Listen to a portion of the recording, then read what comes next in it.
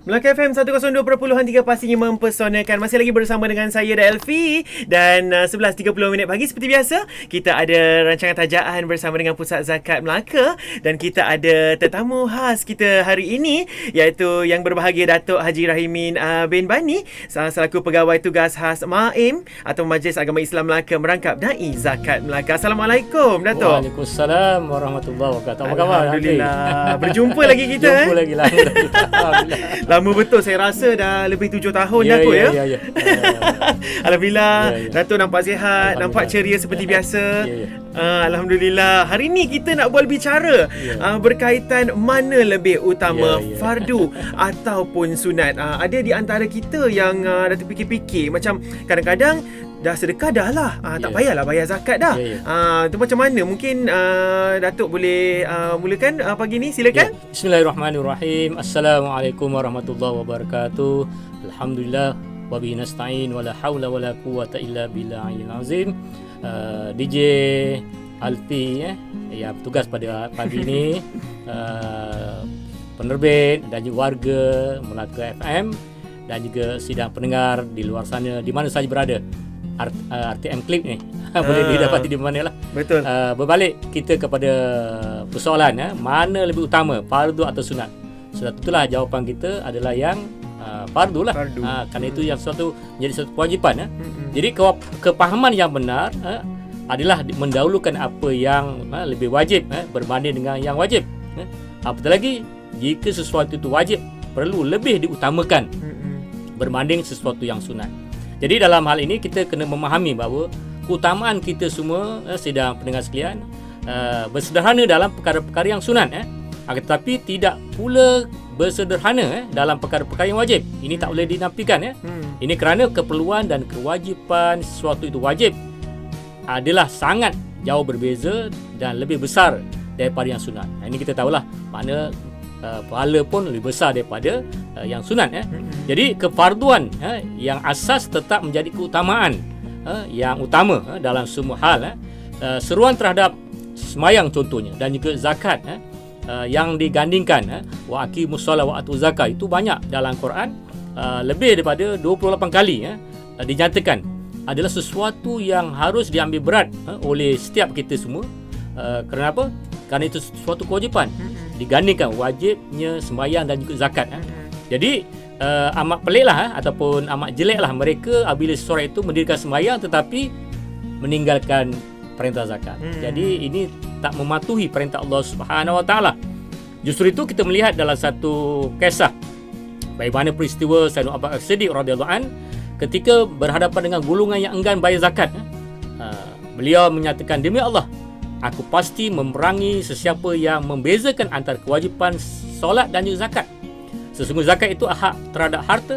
Demi Allah, sekiranya mereka tidak mahu mengeluarkan tali yang mereka tunaikan sebagai zakat ketika Rasulullah sallallahu alaihi wasallam masih hidup, aku akan memerangi mereka kerana itu. Ini yang dikatakan golongan riddah yang menolak perintah zakat setelah Nabi SAW wafat. Jadi keutamaan tadi, kewajipan yang mesti diberikan perhatian. Mesti ditunaikan lah yang yang apa tadi Ustaz cakap tu, yang fardu mesti ditunaikan. Sembahyang fardu, zakat fardu. Dan ini tak boleh diasingkan. Maksudnya tak ada pilihan. Tak ada pilihan untuk ditunaikan dulu sebab yang fardu mesti ditunaikan dulu sebelum yang sunnah. Baik, bolehkah Ustaz berikan contoh yang mudah lah dengan jelas berkenaan konsep utamakan fardu daripada sunat ni sebenarnya? Terima kasih DJ petugas kita dan juga sidang penonton, sidang pendengar. Jadi menjadi satu kesalahan lah apabila seseorang tadi sibuk melakukan sembahyang dan puasa serta haji yang sunat berbanding melakukan perkara yang fardu, diutamakannya lebih. Jadi paling mudahnya dia melakukan amalan-amalan sunat dengan mengabaikan perkara yang fardu. Contoh kita ambil lah, setengah orang rajin dapat beribadah malam, qiyamul lail, mereka bangun tengah malam, sembahyang tahajud, zikir. Namun bila dia keluar bekerja, dia abaikan kerja tadi. Sedangkan kerja tadi suatu kewajipan dia dan titik perlunya dibayar gaji. Dia bermajikan. Jadi masa tu pula kerja dalam keadaan letih. Alasan dia bertahajud, alasan dia berqiyamul lail. Ini perkara yang bercanggah sebenarnya. Jadi yang tadi sunat, tapi kerja tadi mesti kerja yang berkualiti supaya tidak menjadi fitnah. Kemudian yang seterusnya kita lihat gambaran tadilah. Maknanya kita tak boleh mengabaikan tugas hakiki kita. Sama ada kita di jabatan, di mana sektor pun, kita kerja dengan baik. Jangan jadi alasan amalan semayang malam sunat tadi dijadikan alasan untuk kita letih, kita tak berkualiti dalam bekerja. Kemudian contoh kedua, segolongan lain pula mereka berpuasa sunat. Wah, Haji hari ni hari apa ya? Hari Rabu. Hari Rabu ini Dia puasa hari Isnin, Khamis. Jadi mereka puasa lah. Tapi dengan puasa tadi yang mungkin menyebabkan keletihan, sebenarnya puasa tak meletihkan, tetapi oleh kerana dia menyebabkan keletihan juga tak dinafikan. Jadi sedangkan tugas dia tadi, dia perlu kepada kecerdasan, pemikiran yang bertenaga. Dan dengan kata lain, kalau kita hanya mengutamakan puasa yang sunat, sedangkan kewajipan yang hakiki, kewajipan yang asal tadi, ataupun kefarduan tadi, mereka tinggalkan, ini suatu perkara yang tidak baik dan bersalahanlah, bercanggah dengan tuntutan agama yang semestinya kita mengutamakan yang fardu berbanding yang sunat. Contoh yang ketiga pula kita lihat, tidak kurang juga mereka yang mempunyai kewangan lebih. Ini orang-orang hebat lah, orang korporat misalnya. Dia mampu pergi haji sunat, haji dah pertama kali wajib lah, pergi umrah sunat tiap-tiap tahun, karena setahun 2 kali umrah. Sedangkan kita tahu kewajipan haji sekali je hidup. Umrah semua sekali. Jadi bila mereka setiap tahun pergi tu, jadi pertama kota lah, kota orang lain diambil, kemudian orang lain juga, dan suasana ini pandemik, kesesakan yang bertambah lagi disebabkan ramai di kalangan jemaah yang telah pun menunaikan haji wajib tadi pergi sekali lagi. Itu dari sudut individu. Dalam konteks pula keuangan, alangkah baiknya kalau keuangan tadi digunakan untuk membantu saudara-saudara kita, membantu fakir miskin, dan juga dalam konteks yang lain menyempurnakan manfaat kepada masyarakat Islam, kerana sewajib haji tadi sekali saja, dan umrah juga, tetapi wang yang lebih tadi patutnya digunakan untuk membantu umat Islam yang lain. Walau katakan negara kita dah maju, tak ada orang miskin, kita ada tanggungjawab di negara-negara lain pula.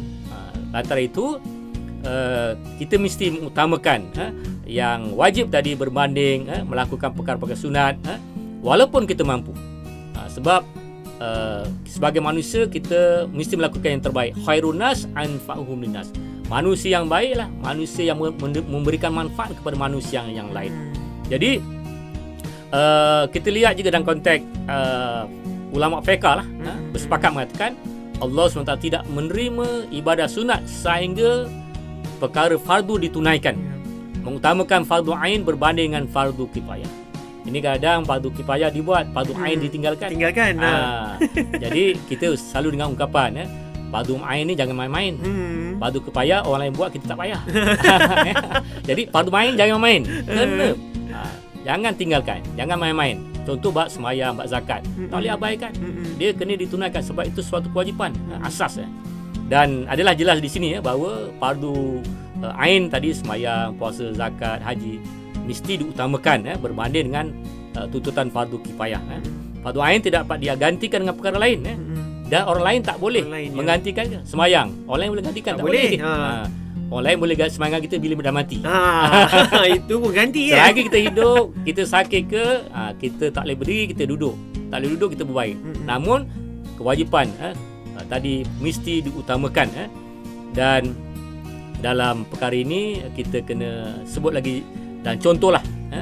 Contoh sebuah hadis Nabi SAW menyentuh tentang bagaimana berbakti dengan ibu bapa. Bila ditanya apakah amal yang baik, Rasulullah mengatakan biru walidaini, berbuat baik kepada kedua orang tua.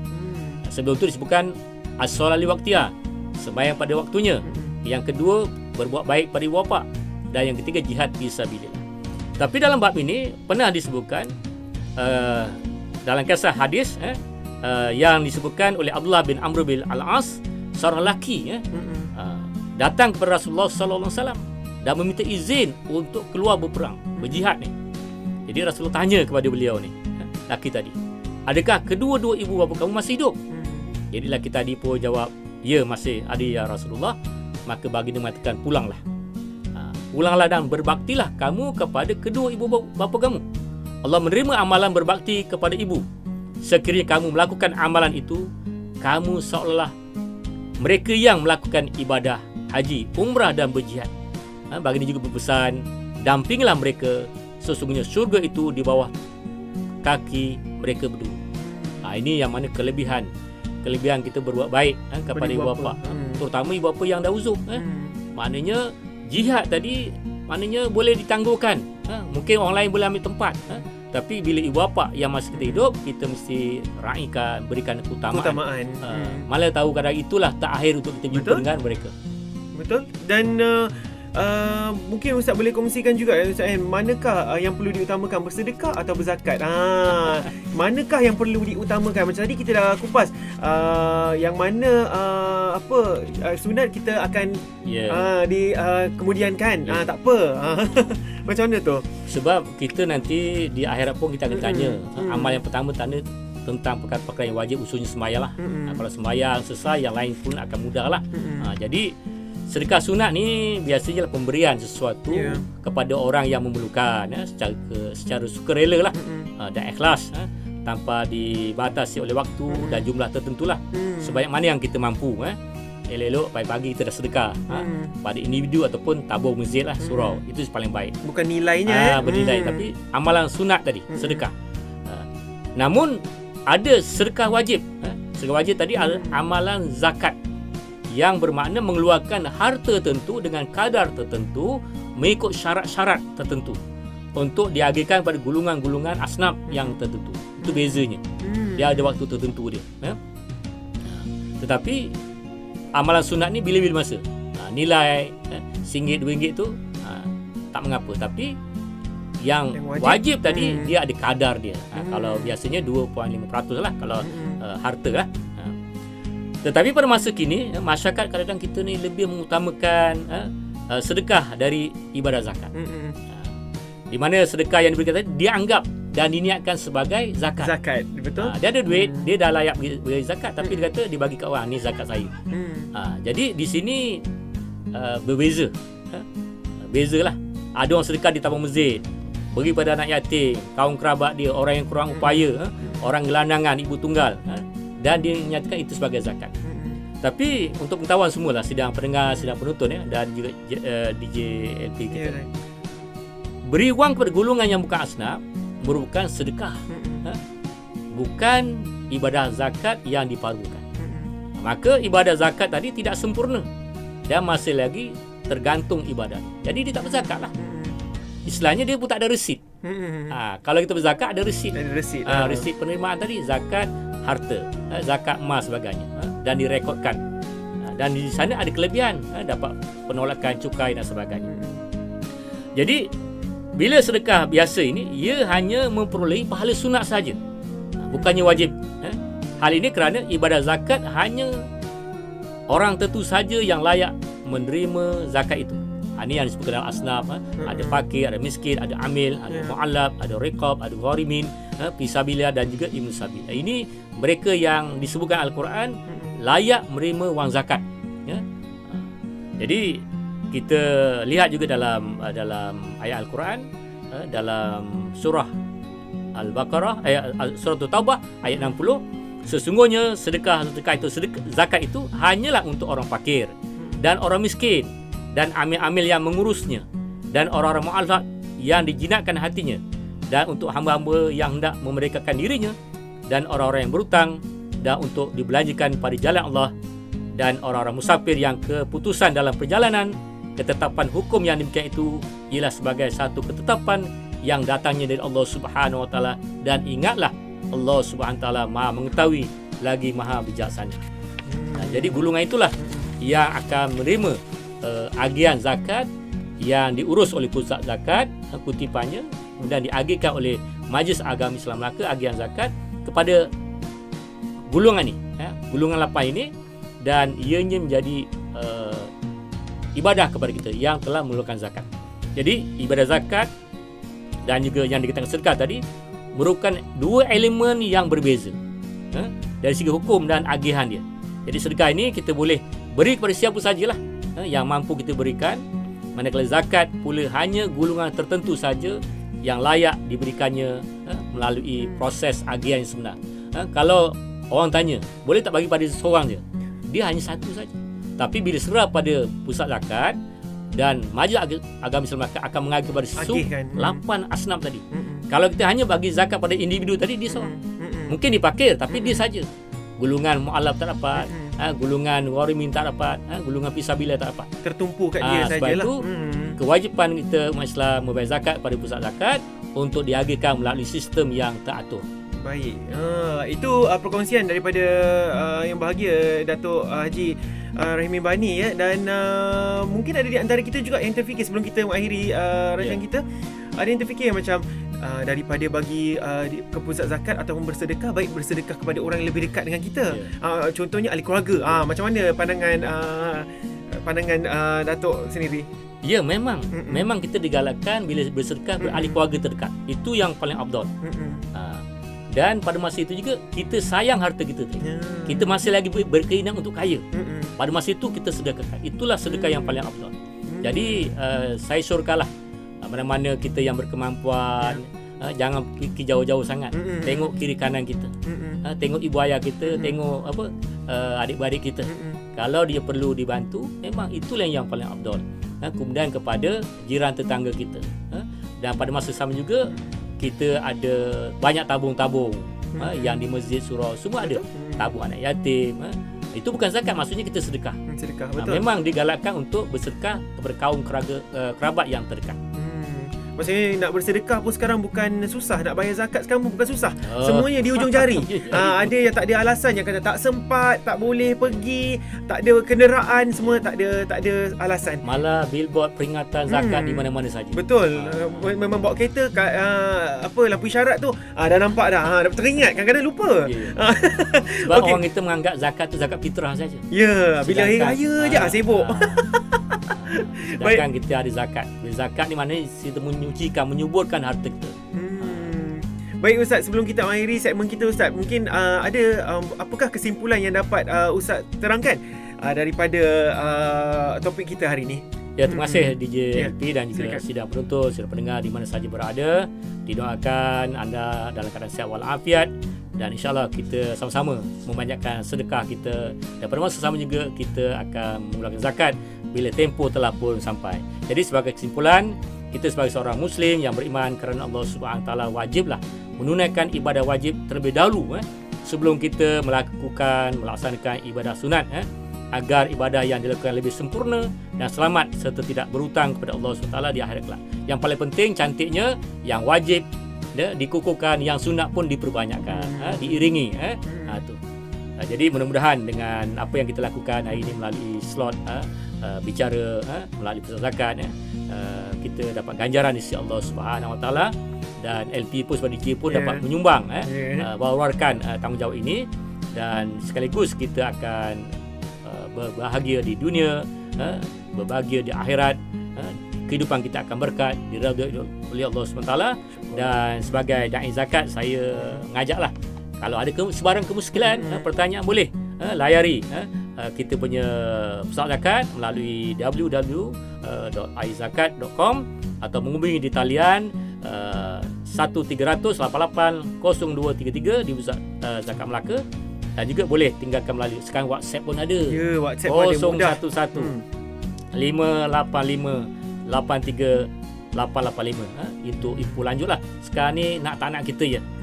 Jadi saya ucapkan tahniahlah sabas kepada penerbit yang berikan ruang kepada saya dan juga Pusat Zakat bersiaran di udara. Dan LP pun dah balik orang Melaka. Semangat. Terima kasih. Okey, baik. Itu dia perkongsian daripada yang berbahagia Datuk Haji Rahimin bin Bani untuk topik kita pada hari ini, iaitu mana lebih utama, fardu atau sunat. Macam Ustaz cakap tadi ialah apa yang mana yang iman apa tadi? Apa Ustaz cakap tadi? Fardu ain. Fardu ain tu. Fardu ain jangan main-main. Fardu Ain jangan dimain-main. InsyaAllah kita akan bertemu lagi ya. InsyaAllah. Untuk perkongsian berkaitan dengan Pusat Zakat Melaka. Dan insyaAllah kita akan sambung kita punya topik minggu hadapan ya. Dan terima kasih saya nak ucapkan kepada Datuk kerana sudi hadir hari ini untuk berkongsi sedikit sebanyak topik kita hari ini, iaitu mana lebih utama, fardu atau sunat. Terima kasih. Assalamualaikum. Waalaikumsalam warahmatullahi wabarakatuh. Semoga kita jumpa lagi.